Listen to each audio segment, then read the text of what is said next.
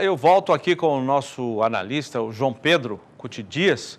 Desde ontem, João, nós estamos falando aqui que o momento da pecuária de corte é único, né? Muita gente experiente, já com anos e anos de pecuária, dizendo que não viu um momento de altas tão significativas de um dia para o outro até no preço da arroba do boi gordo. Isso a gente tem mostrado já de 2 semanas para cá. Mas, paralelamente, temos dito também que o momento é de reflexão. O preço está subindo, o que nós vamos fazer? Qual é o limite dessas altas? A demanda está aquecida no mercado internacional. Parece que começa a haver um aquecimento pequeno na demanda aqui do Brasil, demanda interna, o consumo do brasileiro, enfim, é hora de reflexão. E eu trouxe o João aqui para a gente falar desse assunto também, não é, João?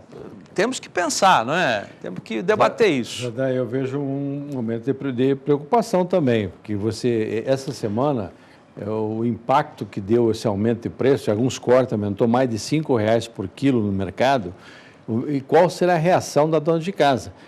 Porque não é por questão que entrou um 13º, que normalmente está muito comprometido esse 13º, que de uma hora para outra vai haver um aumento expressivo do poder de compra.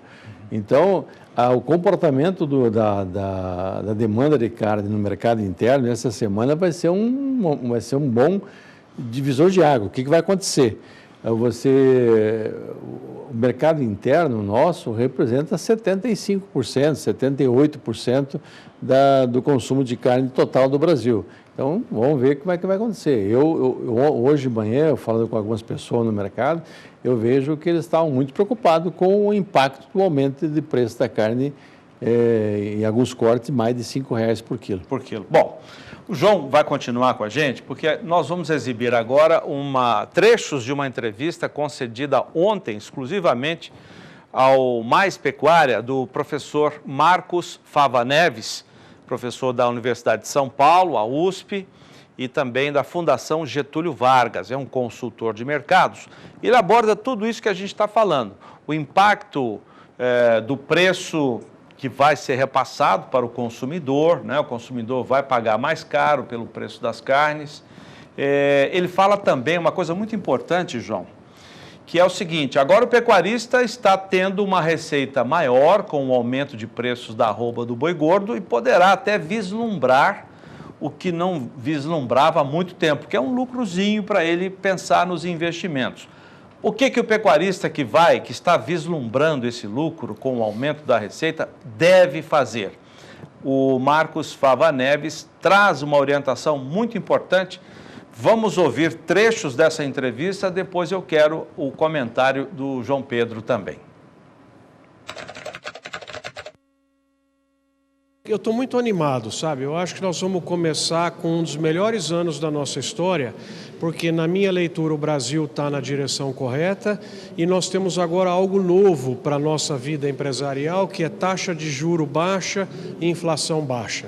Isso aí vai despertar no brasileiro uma vontade de investir novamente, que vai aquecer a nossa economia, vai aumentar o consumo, beneficiando a produção de comida, de combustíveis, né, de combustíveis renováveis, e isso tudo tende a trazer mais ânimo para a sociedade. A notícia é boa para nós, primeiro, por 2 fatores.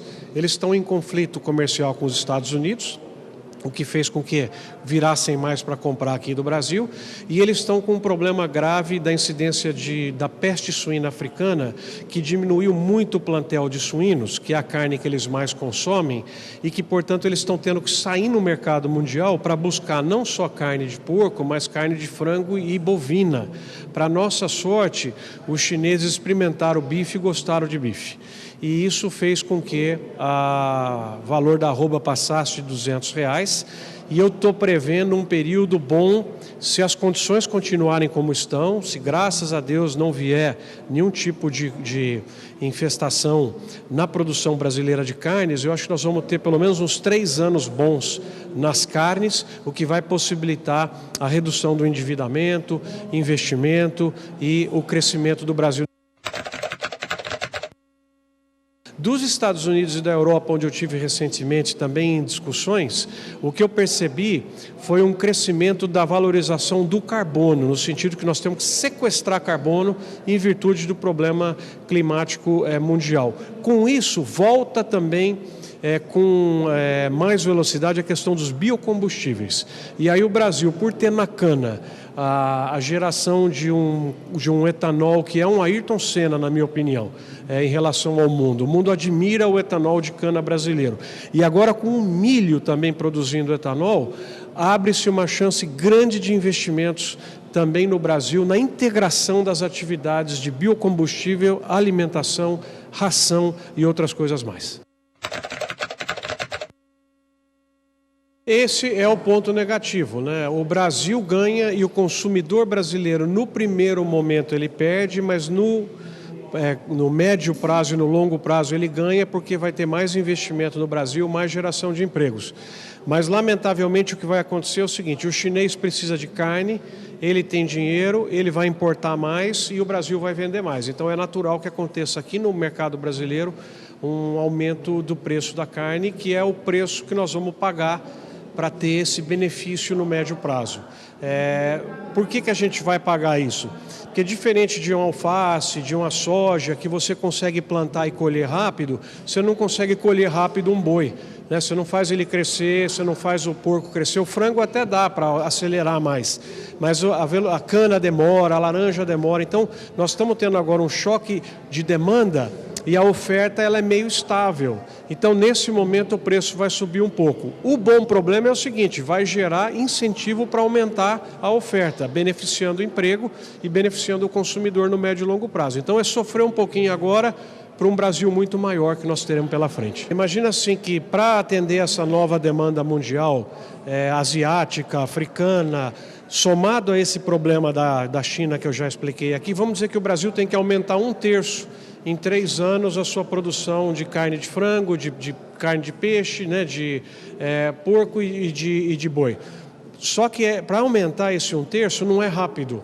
Você tem um tempo do investimento para acontecer, para os animais crescerem, capacidade de abate e tudo isso daí. Durante esse momento nós vamos sofrer. Mas imagina você daqui 3 ou 4 anos, o Brasil com esses setores 1/3 maior, quanto mais de imposto não vai ser gerado para o Estado, quanto mais de emprego não vai ser gerado, quanto mais de exportação não vai ser gerado. Enfim, é uma dor para crescer, para ficar muito mais confortável para a nossa sociedade mais adiante. Eu acho que agora ele nunca viu uma situação como essa, e o que eu faria se eu fosse um pecuarista? Eu tomaria muito cuidado para não desviar o dinheiro adicional que ele vai receber da atividade produtiva dele. Eu investiria para ficar mais competitivo.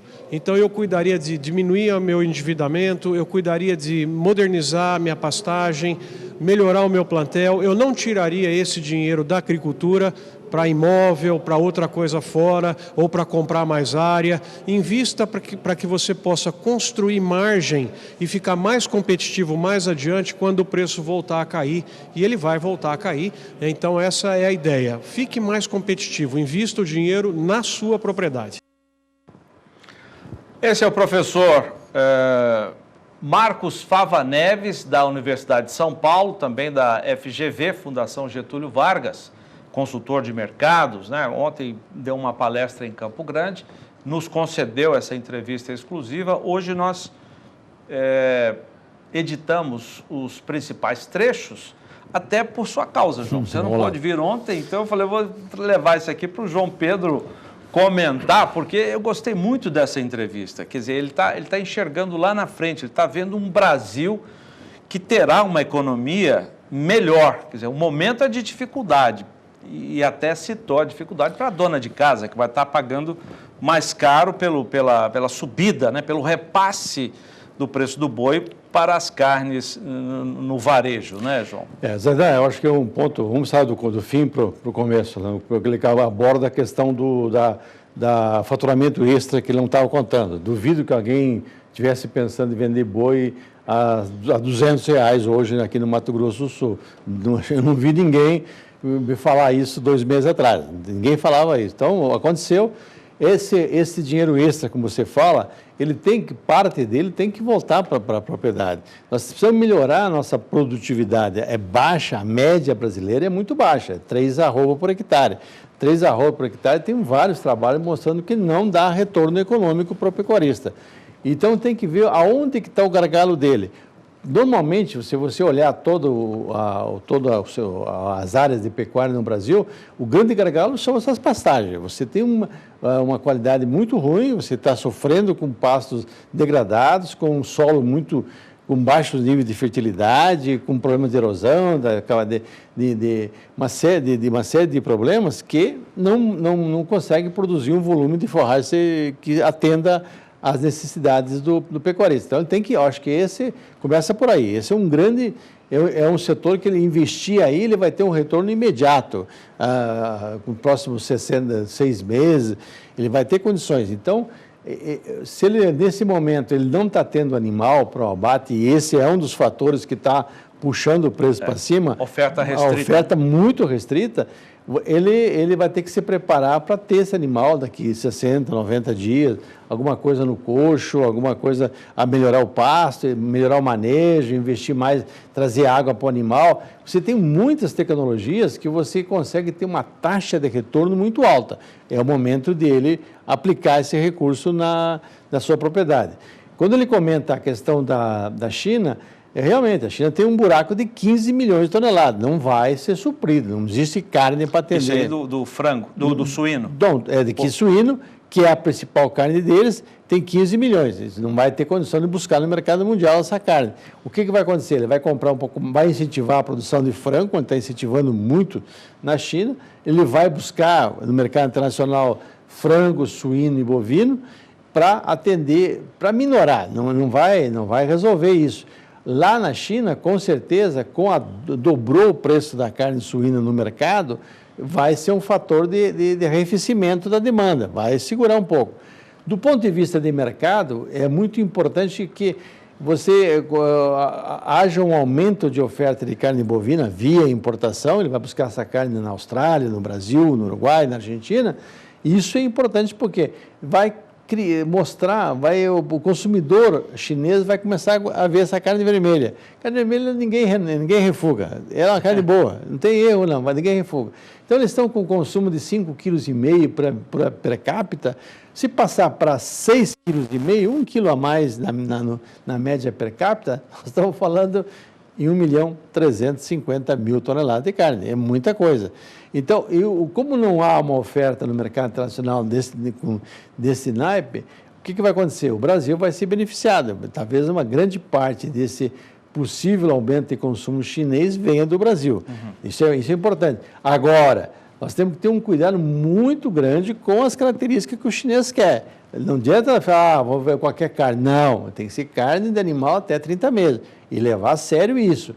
Outra coisa, com toda essa falta de carne suína e tal, eles estavam importando do Canadá. Aí os caras verificaram que o Canadá usa ractopamina. Cortaram o Canadá. Ficou 4 meses fora do mercado chinês por causa que usavam um produto na alimentação, no manejo do suíno, que é proibido na China. Então não dá para brincar com isso.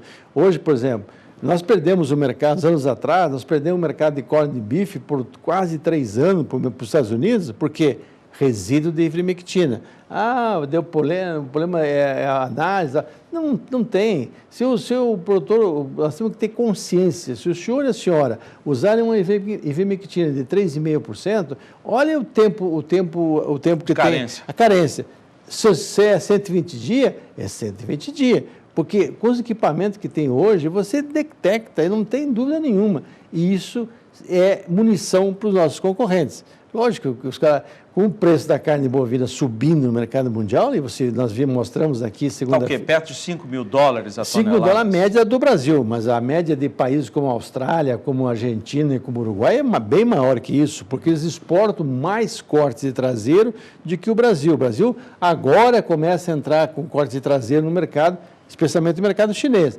Não é só carne industrial que nós vendíamos barata para poder, carne de $3.800 a tonelada. Hoje não. A média brasileira está em 4.800, com certeza, 4.850. Com certeza deve estar entrando o corte traseiro, que são carnes mais caras. Essas carnes, em 2006, nós tínhamos uma participação expressiva na União Europeia com essas carnes. Aí depois o problema de rastreabilidade, aquela briga toda, nós perdemos. Inventaram a tal de lista 3, lista que tinha pouquíssimas fazendas brasileiras aptas que se habilitavam nisso na aí. época a exportar. Então, aí o que aconteceu? Na época, eu lembro que em 2007, 20% da carne nossa era com destino ao mercado europeu e gerava 33% da receita. Então, nós perdemos esse mercado. Então, nós temos que ter muito cuidado nesse momento. A cadeia tem que trabalhar integrada, o pecuarista, o frigorífico, o trade, todo mundo junto, com o mesmo objetivo, de produzir de acordo com o que o mercado está exigindo, para atender tanto o mercado interno como o mercado externo. Ele fala também a respeito de... O repasse do preço em alta para o consumidor. Olha, isso não tem dúvida nenhuma, sabe? Isso está ocorrendo. Eu acho que a semana que vem já vai mostrar o que essa semana foi muito clara esse impacto. Então, a semana que vem nós vamos ter uma ideia boa do como é que o mercado reagiu. Pode ser que agora, com a entrada do 13º, alguma coisa, o mercado não consiga absorver. Mas a partir de janeiro, sem 13º, com certeza vai ter dificuldade de absorver. João, ele falou em 3 anos bons para a produção, para as carnes brasileiras, e falou também que, num primeiro momento, a dona de casa, o consumidor, vai ter um impacto muito grande de preço, né, essa elevação de preço, mas que depois, com o crescimento da economia, isso poderá ser revertido.